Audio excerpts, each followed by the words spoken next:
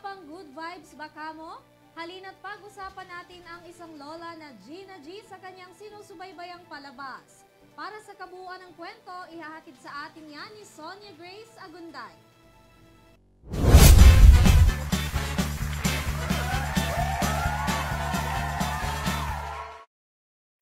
Muling nagbabalik ang balitang Pampa Good Vibes. Sa mga nais munang isang tabi ang stress, halina't panoorin natin ang nakaka-good vibes na reaction video na isang lola na pinag-uusapan ngayong palabas na FPJ's Batang Quiapo.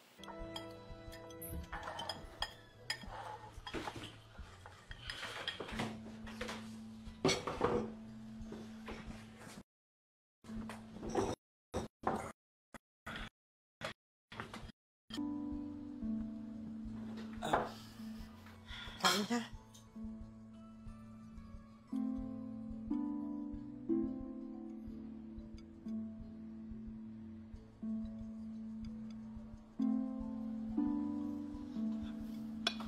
Nilutuan pala kita nung paborito mong adobo, yung maitlog.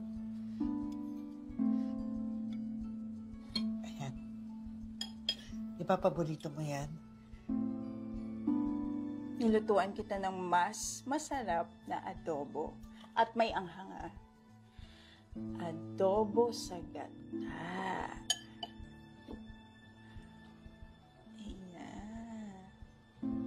Samot-saring reaksyon ang nakuha ng palabas na FPJ's Batang Quiapo matapos ang kinapapanabikang eksena ni Rigor, Lena at Marites. Isa na nga sa naaapektuhan ng palabas na ito ang isang lola na tila naiinis sa karakter ni Rigor at Lena.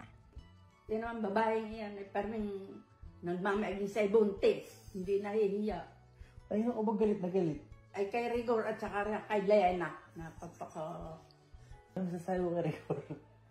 Bait Hindi naman kasalanan ng asawa niyan si Repin kung gumaganti kay Tanggol. Walang hiya yan, Rigor na yan. Sana ay matanggal ka sa pagkapulis. Uy, Nay! Huwag ka ganyan, Nay. Kung naiinis riyan kay Lena, Bakit ba? magpapabuntis at pinagmamaiging. Ako hindi mapaglalabat ako'y buntis. Huwag ka magbihis.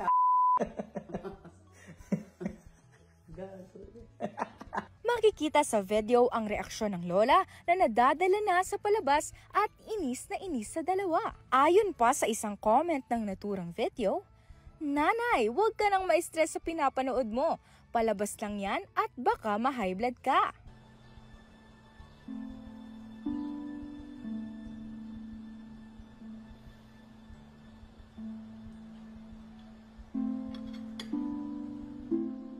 Kaabang-abang naman ang susunod na mangyayari sa pagitan ng tunay na asawa na si Marites at palaban na kalaguyo na si Lena. At ang tanong, sino ang pipiliin at magwawagi sa puso ni Rigor? At iyan ang balitang Pampa Good Vibes. Gusto mo rin bang magbahagi ng mga feel-goods na balita? I-message mo lamang ang aming official Facebook account, Hero TV News. Ako si Sonia Grace Agunday.